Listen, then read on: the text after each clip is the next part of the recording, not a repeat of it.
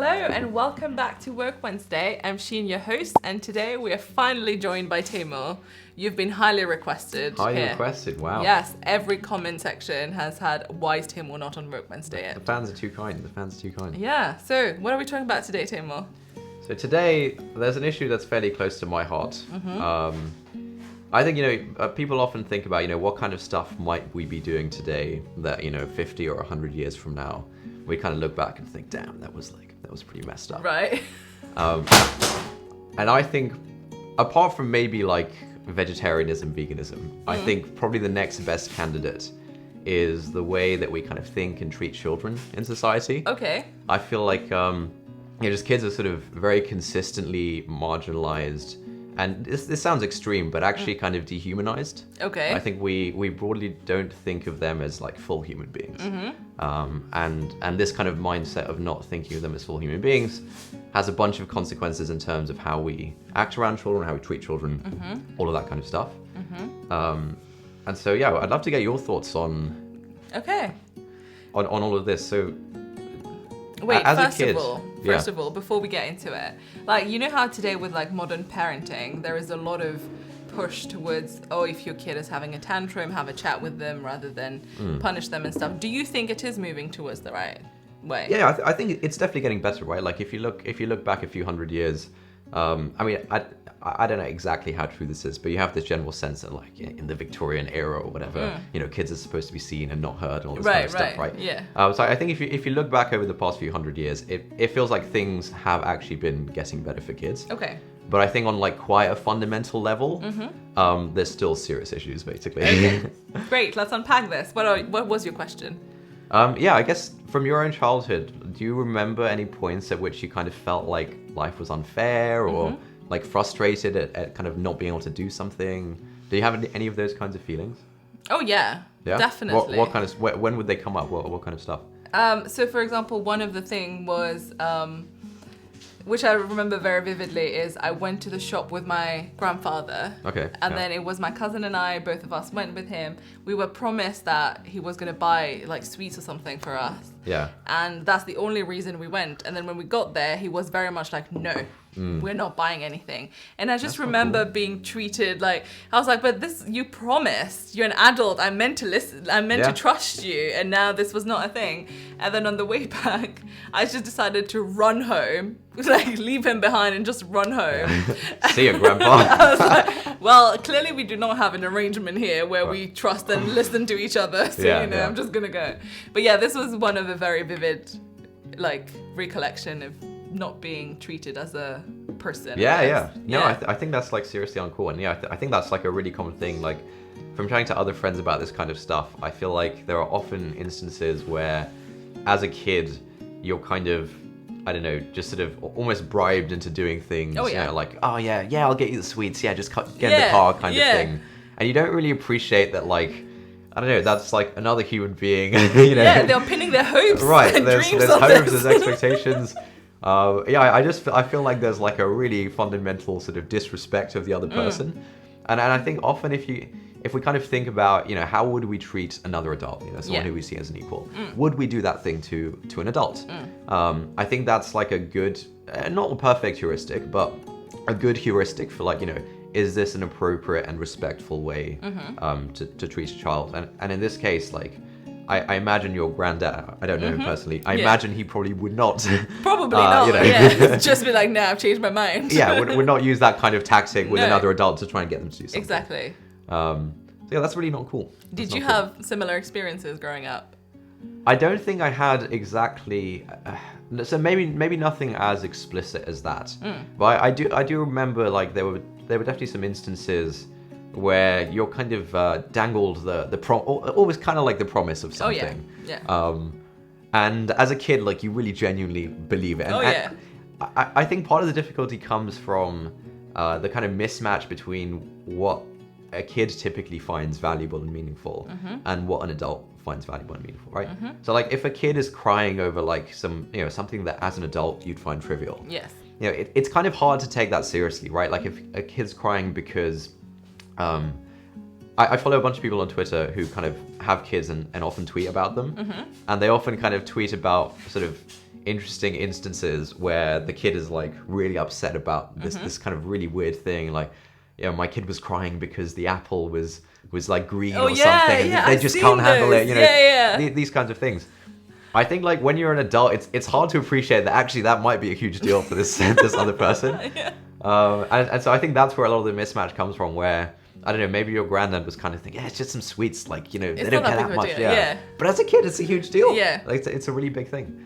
I think that's definitely kind of one of the big difficulties of kind of really putting yourself in someone else's shoes. And I think, kids and adults are, quite different in a lot of ways. And it's hard to really empathize with like why not getting sweets is such a huge deal, right? I think it's difficult. I think the other thing that makes this issue difficult is that once you are an adult, people do start kind of treating you as a human being and taking you seriously and stuff like that. And so you don't continue going through that same problem. And so like, once you're an adult, it's very easy to forget that as a kid, all of this stuff was going on. You don't really have an incentive to care about it anymore because you're not still facing those negative sort of consequences. So I think that makes it really hard. I think the other thing that makes it really hard is that this sort of view of kids not being full people, I think it's just so pervasive in kind of all the narratives we have about childhood, about children, that we almost see that as like the definition of childhood. It's like when you're not a full person, and then when you turn 18, you're suddenly like an adult and a full person. And so even when we look back, we kind of think, that's just how it is, that's just being a kid. But I think it doesn't have to be that way. And I think that, there's a bunch of stuff we can change. I think one of the other sort of telling things about how we view children is kind of how we talk about them. So one kind of funny thing that often comes up is you might sort of be with a group of people, and one of them might say something like, "Oh, I really don't like kids. I hate kids." Something like that, right? And you wouldn't really hear that about any other group of people. They wouldn't really be okay to say, I hate people of a certain race, people of a certain sexual orientation. In polite society nowadays, it wouldn't be fine to say that. It's not socially acceptable. That wouldn't be cool. But for some reason we feel like with kids it's fine to say like I don't like kids, right? I think interestingly it's a bit different about sort of the elderly. So you might think that the race thing is different because you never stop being of that race, and so if someone's discriminating against a certain race, then people of that race are going through that their whole lives. But as a kid, it's like 18 years or whatever you want to call it, and then you're an adult and you're good. I don't think I'm not too convinced by that sort of justification, because I think we would feel weird if someone said like, I don't like old people. I was just thinking the same thing. They're so annoying, like, ugh. It just sounds wrong. It sounds wrong and it feels wrong. And I think the reason is because we do consider old people as full human beings. But we don't consider kids as full human beings. Right. But then going back to your point about people saying they don't like kids, this is something I've heard a lot in people my age, especially like people who are now recently married and stuff. They get asked, oh, do you want to have children? And a lot of times you hear people saying, I don't like kids. But then in that context, do you still think that's because they don't see kids as a full thing, or just because they don't want to be parents? I mean, maybe in some of those cases, saying I don't like kids is kind of like just another way of saying I don't personally want to have kids. Maybe that's really what they're getting at. Again, I think the words, this is not like a huge issue. I think this is like just a very small part of the wider issue. Right. I think the words we use do matter. Again, if you think about what would that be like if you're talking about like gender or like, race and stuff like that. You probably phrase things a little bit differently and be a bit more careful about that kind of thing. Okay. So why do you think people say that they don't like kids? Because they feel like they are just a bundle of responsibilities and you need to take care of them, and they can't take care of themselves. I don't know. I think that's like part of it. Like, I don't have kids of my own. I don't really hold the view that I don't like kids, so I don't know why people might feel that way. But I think people do often kind of think about the kind of like the work that comes with raising children, with kind of being around children and that kind of stuff. I think like obviously kids are dependent on adults for pretty much everything for like a bunch of years. But I think interestingly, our mindset about kids who are dependent on us, I think, is quite different from our mindset about adults who are dependent on us. So, some people might justify the whole, kids aren't full people thing. Yeah. By saying, well, they're not really full people because they're so dependent on other people for all sorts of things. Again, I don't find that terribly convincing because I think like throughout each of our lives, we're all dependent on other people for various things to varying degrees in different domains, right? Yes. And then especially, in old age, I think that's when, in terms of dependence, the elderly are often kind of similar to kids where, they need to be taken care of. There are certain, responsibilities that a carer might have of an elderly person, which is quite similar to having a child. But I think our mindset when it comes to elderly dependence is, again, very different. I think autonomy is a really big part of this. I think when you're a kid, it feels like, it feels like no one really cares about your autonomy too much. And I think the general mindset is, if an adult has to coerce a kid into doing something, maybe the kid doesn't want to like cross the road or get in the car or stuff like that, right? You sometimes may have to kind of coerce them to do something. I think the general mindset when it's a kid is kind of like righteous and justified. It's like, yeah, like the kid should be doing this thing, like, do the thing, right. all this kind of stuff. I think if you think about how you might treat an elderly person who, may need to be coerced into, take their medicine or whatever it might be, you see it as like a regrettable thing. You kind of see it as like a necessary evil of like, I don't want to have to do this, but like, I kind of have to. Yeah. And you want to minimize the amount of, kind of coercion and infringing on their autonomy as possible. Whereas I think when it comes to kids, we don't feel so bad about infringing on their autonomy. Right, we just take liberties there. I think we take a lot of liberties, very righteous about it, all of that kind of stuff. And again, I think this kind of suggests that our mindset when it comes to kids is a little bit different to adults and to the elderly and that kind of thing. And I guess that's where the whole thing comes in of, oh, well, children needs boundaries. So if you don't put boundaries, then they're just going to go wild. Yeah. So where do you stand on that? Yeah, I mean, for sure. I mean, I think it's definitely, the role of, adults in the community, parents, teachers, whatever, to kind of guide children and influence them towards, what you think is right and good. So I'm not advocating for like, if you respect a kid, you have to let them do let them find themselves. I think it's more about the mindset. Yeah. I think if someone has the mindset of like, this is a full human being, they have their own kind of inner life and desires, all of this kind of stuff. If given all of that, you then conclude that, okay, I need to physically stop my toddler from going into the road, fine, that's pretty reasonable. But yeah, I think like often that mindset isn't really there. And yeah, the road example is trivial, right? Like obviously you should stop them. Yeah. But I think there are plenty of examples which are much less trivial, where if we don't have that mindset, we'd probably like feel very free to kind of force a child into doing something that they don't want to do. But I think if you did have that mindset, you'd probably reconsider about kind of is that something you want to be doing? Yeah. Okay. Are there any sort of one common thing that's come up when I've chatted to friends about this is that often in like social settings, kids are kind of put on the spot and kind of forced into doing. They're asked to entertain. Yeah, stuff like that. Like you might go into a gathering or something, and someone might say, oh, have you said hi to so and so? And like so and so will be right there. You're a kid, kind of right there. Yeah. It's kind of awkward. It's kind of weird. Or like, why don't you go give them a hug? Kind of thing. What if I don't want to give them a hug? Yeah. And I think again, like if you're with an adult in a social setting and they're committing some kind of social faux pas, like not saying hi to someone or whatever, you wouldn't really put them on the spot in that kind of way. Maybe afterwards you'd be like, hey man, that was kind of weird. But then maybe say hi or whatever, right? But then here, do you think there's an aspect of trying to teach them?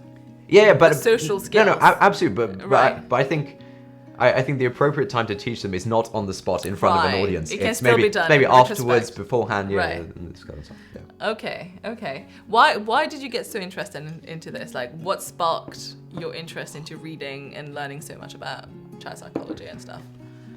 I don't know. I think I just like always low key felt like growing up that. Yeah, it was just kind of weird. Life is unfair as a kid. Life is unfair as a kid. Like, yeah, I think kids are really sort of marginalized.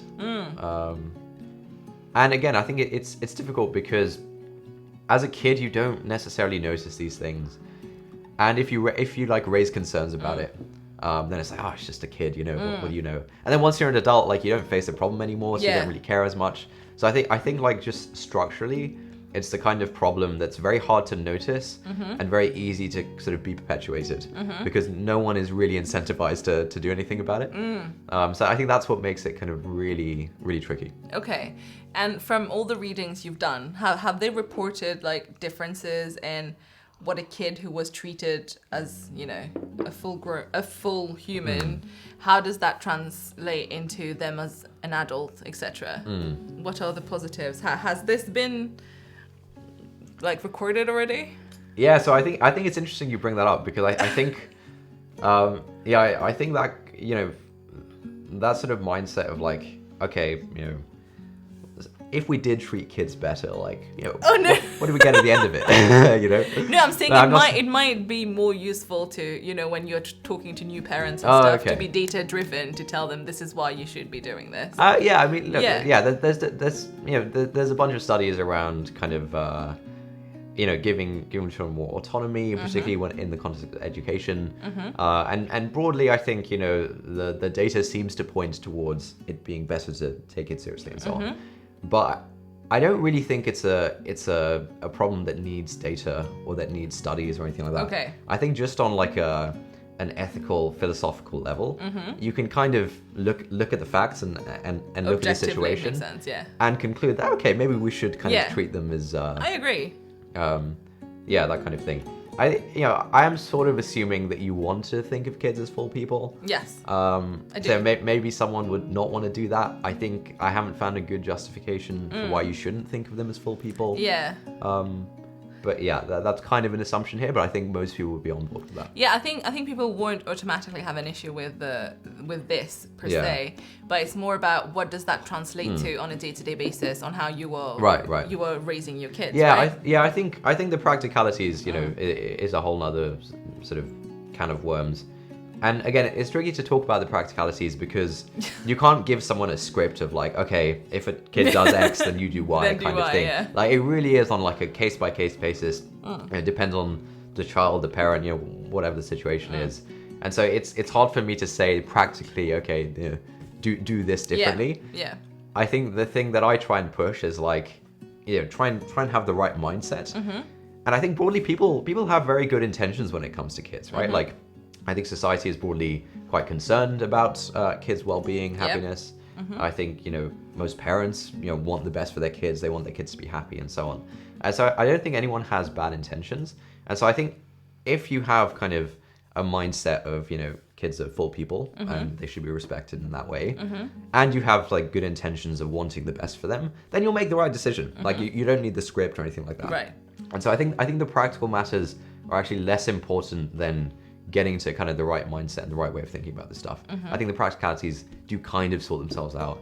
And I think it's also just kind of something to aspire to. I think like most things, we have this kind of ideal and then sometimes we fall short. Yeah. I think it's kind of like that where, you know, it takes patience, it takes work to kind of treat anyone with like sort of the right amount of respect, right? Yeah. And so, I think it's really more about the mindset than the practicalities. Okay, so I'm curious about some of your other experiences. So tell me, in the situation with your granddad, like, do you remember sort of trying to explain things to him or like understand why he did that or anything like that? Yeah, but that's the thing, right? As a kid, you don't really think of having a conversation because you're not used to be taken seriously as part of a conversation. Right, exactly. Yeah. But that was different with, I've seen the other side as well with my dad, for example, when it came to like religious stuff. Okay. So if he would say, for example, oh, it's Ramadan, we need to fast, it would never be just a case of you need to fast. He will explain why we do it. Right, and therefore, if you have any questions and then you feel like, oh, okay, they are treating me like an adult and like now I know what I'm doing. Yeah. And that is fine.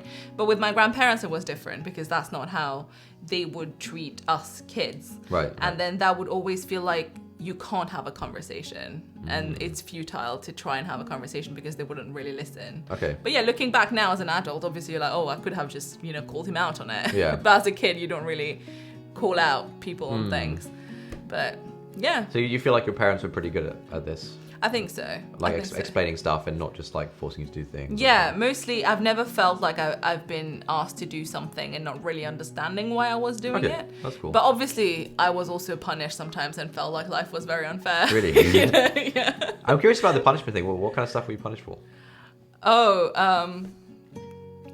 Yeah, so I think this one, I don't know how my dad will feel about me throwing him under the bus like this. Does your dad watch Woke Wednesdays? Of course he does. Yeah, He's I've got got a supportive notifications dad. Yeah, he Yeah, does, and he nice. watches on the big TV, sends me a little photo Oh, that he's that's watching. nice. Yeah. So one time, my sister and I were asking for 7-Up.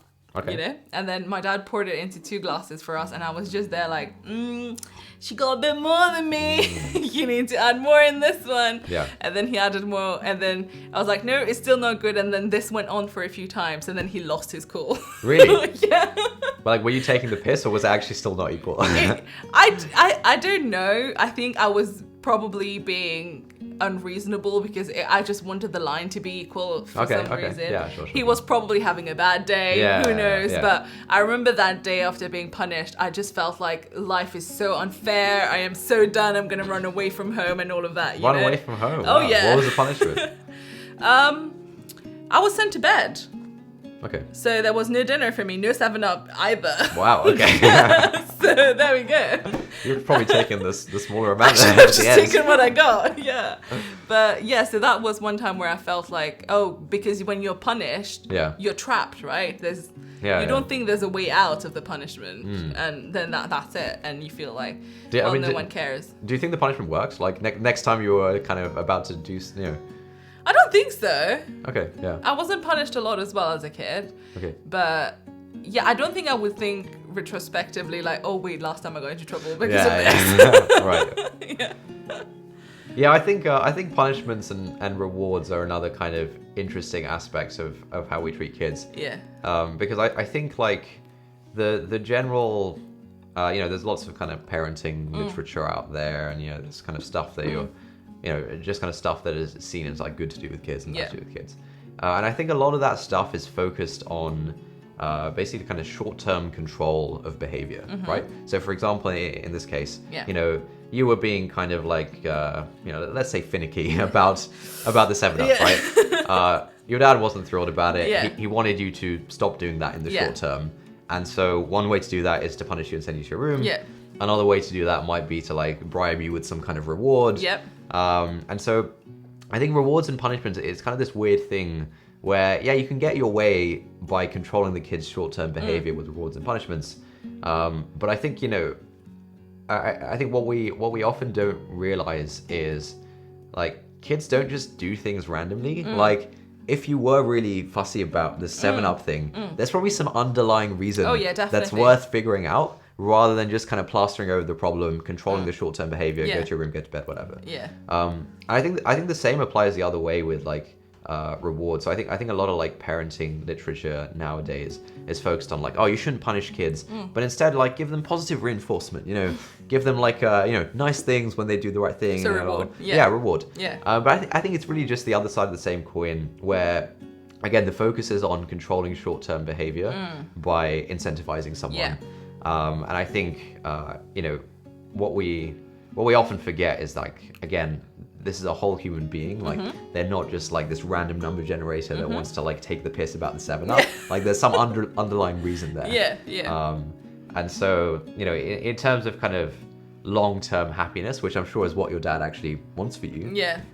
It's probably better not to kind of do that short-term punishment, and probably better to figure out, why does Sheen care about the 7-Up thing? Why did you care about the 7-Up? I think I was going through this phase of just comparing what my sister was getting and what I was getting, because I felt like it was unfair. But obviously because she was older, she would get things like books and I couldn't read. Oh, wow.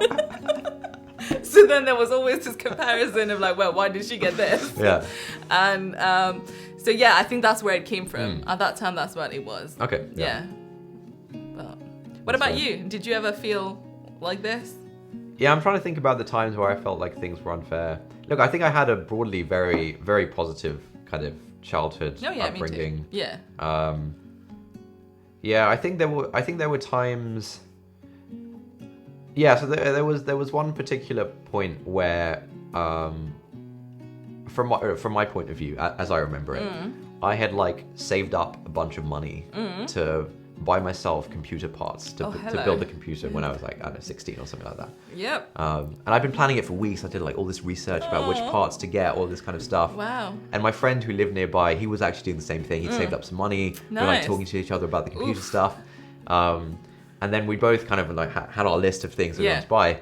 And then it came to the hard part of like getting the parental approval to spend, what you think. Take you there to buy, right? Well, no, it was all online, right? Oh, okay. It was to spend what you think is your own money, which you've saved up from like birthdays and jobs, all this kind of stuff, right? Yeah. And I remember not being allowed to do that, and I don't really remember being given like a reason. And if I was given a reason, I remember feeling like it was kind of not really fair and didn't really make sense. And so I remember feeling like really frustrated about that. And again, it sounds kind of trivial, like, oh, fine. No, I understand. You can live without that new computer, you privileged dick, kind of thing. But it's not really about that. It's really about kind of a complete kind of lack of autonomy. Yeah. Where you kind of feel like, oh, this is my money. I've like saved this up and stuff. And that's also the general vibe that you kind of get from your parents of like, yeah, this is your money. This is your money, yeah. And then when it comes to actually doing something with that, suddenly... You can't make the decision. Right, suddenly you can't make the decision. Yeah. And so it's less about the specific instance of the computer thing and more about this general thing of like, having autonomy taken away for seemingly no good reason. Yeah. And maybe there was a good reason. Yeah, but maybe it wasn't communicated clearly to you. I don't feel like it was communicated. I know communication's hard sometimes, but I think a lot of kids, having spoken to friends about this, kind of go through a similar thing. Oh yeah. Particularly when it comes to stuff around like money and that kind of thing. Yeah, I've had the same thing as well. I saved my money to buy a new phone, I remember. Yeah? But wait, what era of phones was this? Oh, this was a slide phone. Oh, mate, when they LG came out. slide phone. Mate. Oh, I needed one, okay? Yeah. Saved up my money, saved up all my EDs for like a couple of years as well. Yeah. And you're so consistent with saving. You're really building up. You get so excited. I had a little printout of it as well on my desk. And then when it came to buying it, my parents would... I just remember that it was a no. Because, I don't know if you already had a phone or like... You don't need to spend the money, keep the money or something. Right. It was the same like thing of like not having a solid reason that's convincing enough for you, who's been working towards it for 2 years. And I feel like they were part of the plan the whole time. Right, yeah. Right? They could have said no earlier on. Yeah, absolutely. So that, I relate on that topic as well. Yeah, it's really hard. And again, I think like, it's not really the way you treat another adult. Like, yeah, you wouldn't let them just do that. Like even if if you did think they shouldn't get the phone or the computer for some good reason, you wouldn't lead them on for 2 years. You would like, save your money. We'll get there. So I think there's a lot of that kind of stuff. I guess a lot of what we chat about is focused on sort of parenting. Were there like, I guess, outside the household, how did you, as a kid, like what was the general vibe that you got from? Yeah, I guess school is the other main place that you spend your time, right? School. Yeah, I think there was a mix of, in school you are treated as just do what you're told to do. I mean, I went to public government school, nothing much happens, really bad infrastructure, everything was terrible. Okay. But yeah, you're not really given a chance to contribute to anything. Right, so whenever there would be like stuff happening, you are just told what to do and no one really asks you, well, what do you think? Like, how can you contribute to this thing? And I always remember having ideas about things. For example, there was Environment Day, and I remember thinking, oh, what would be really cool if we all brought like a little plant from home and stuff. And I remember telling my teacher, and she was like, okay. So was there. Simmer down. Simmer down, literally. She was like, oh, do you know how much of a hassle this is going to be? No, everyone has a garden, blah, blah. I was like, oh, right, okay, sorry, I asked. But yeah, I think I feel like your ideas are never taken into account. But that was just my experience. I don't know if it was better for... I imagine some schools are better than others. Yeah. And yeah, from the kind of reading that I've done, it does, the data does seem to suggest that if people have more kind of control and decision making in how they learn and kind of what they're learning about, then they're much more invested in it. They actually learn a lot better. And so I think things are trending in that direction on the school front, but still lots of work to do. Okay, well, as long as we're moving towards the right direction, right? Yeah. Are there any sort of kids in your life, like nieces, nephews, that kind of thing? Yeah, plenty. And I've seen, that's why I was telling you about modern parenting, because I feel like everyone I know who are young parents at the moment, they all seem to think that they are doing things differently to their parents. And they think that they know better than the previous generation. Yeah. Especially when it comes to like food and what they feed their kids. Yeah. And a lot of people do have conversations with their kids now, which is good. But then there's also an element of, let them do whatever they want, even if, they're smashing the house. I'm not going to tell them no, because no will affect their self-esteem and stuff like that. Yeah. So there's a mix of things. And I think people are probably trying to find the right middle ground as to where we should be. But yeah, what about you? Have you seen young parents around? I have. And? Yeah, I think most people, this is the general sense I get from like chatting to parents about this stuff. I don't actually have kids myself. I think most people probably remember a few things that they didn't like about how their parents raised them, right? Like, for example, the money thing, Yes. that was like a big thing for you. And so, when you have kids, you probably think, okay, I don't want to like do that. I don't want to do that, right? Yeah. And so there's always like a handful of things where you do remember as a kid, you really disliked that your parents did. And so you don't want to do those things. And I think that's good. You can kind of improve things that way. But I think the weird thing is that we kind of uncritically accept everything else. Oh, yeah. That like, everything else was fine. It was fine. Broadly do things the same. But I think actually like everything else is often not fine because of this mindset difference. Where I think, most people are kind of raised to have this sort of mindset about kids, about not being full people, etc. And so I think, I certainly aspire to kind of be intentional about kind of the everything else as well. Okay. I imagine, it's hard, requires patience, etc. But I also think it's really important. I think I think a lot of people, there's a philosopher called Alain de Botton, who I'm a big fan of. Yep. And his whole spiel is firstly that like our ideas about love are like too romantic. He's like very anti like soulmates don't exist and stuff. Yeah. His other thing is that like basically any sort of internal problems we have as adults are because of childhood trauma. Absolutely.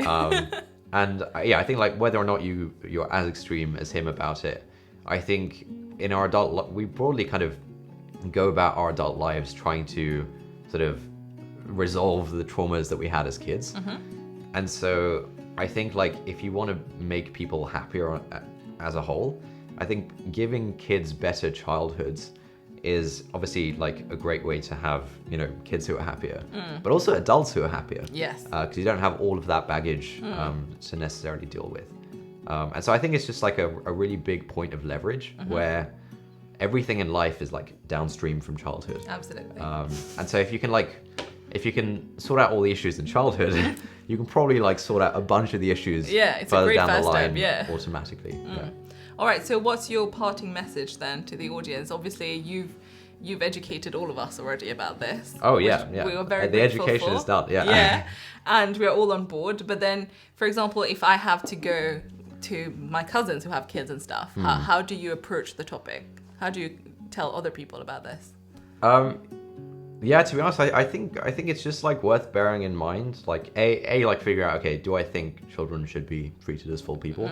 And if you conclude that actually no, they shouldn't, then fine, maybe you're right. Yeah. If you conclude that they should be sort of treated as full people, and I think most people will conclude that, then I think probably the easiest heuristic is like when you're interacting with a kid, just kind of think about, if this were an adult, would I be doing this thing? Would I be like treating them in this way? And adults and kids are not kind of exactly the same, and so there are probably instances where it's fine to treat them differently, but I think in most instances it's probably better to kind of treat them broadly the same. And so I think that's kind of a good thing to bear in mind as you kind of interact with people who are a lot younger than you. Lovely. Well, thank you, Taimur. Anything else you want to add, or? There's a bunch of good books about this stuff. There's a guy called Alfie Cohen who has a bunch of books sort of related to all of this stuff. So I think this topic of like how we treat kids is really related to parenting, really related to education. So I think kind of reading around like parenting and education is really interesting for this topic. Alfie Kohn has a book called Unconditional Parenting, Of course. which is an absolute banger. I'd recommend that to everyone, even if you're not a parent or planning to be a parent. I think everyone's gone through childhood, and so there's a lot of insights you can get about your own childhood and upbringing by reading about kind of parenting. And I think Unconditional Parenting by Alfie Kohn is top-notch. I've recommended this to my neighbor, actually. Really? Have you read it? I listened to it with Ali. Oh, nice. So a lot of things did resonate in terms of like how you see things now as an adult. But the reason I recommended it to my neighbor was because she said that she noticed that her 1-year-old daughter, if she's done something well and if people clap, she stops. She doesn't like it.